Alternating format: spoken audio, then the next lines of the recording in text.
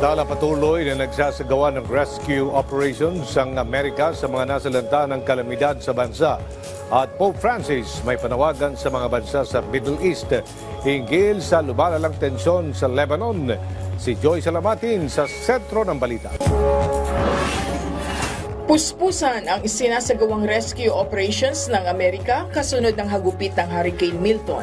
Ayon sa mga otoridad, nasa 17 ang nasawi dahil sa pananalasa ng ipo-ipo na dulot ng bagyo. Maraming tahanan rin ang nasira roon at nagkalat ang mga gamit sa kalye matapos ang pagbaha. Sa kabila nito, bumalik na ang power supply sa bansa. Kabilang na rin ang pagbubukas ng ilang karagdagang fuel distribution site na magagamit ng mga residente.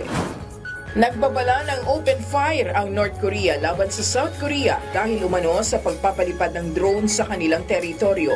Anila, ang mga drone raw ay nagbabagsak ng mga leaflets na naglalaman ng propaganda laban sa Pyongyang.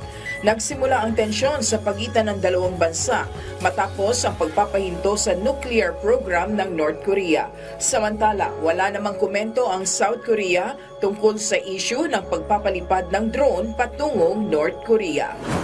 Nanawagan naman si Pope Francis na igalang ang mga United Nations peacekeeper na nananatili sa Lebanon. Ayon sa UN peacekeepers, patuloy umano ang mga isinasagawang pag-atake ng Israel sa mga posisyon kung saan sila nakadestino. Kasalukuyang nasa 5 peacekeeper ang sugatan dahil sa mga isinasagawang operasyon sa lugar.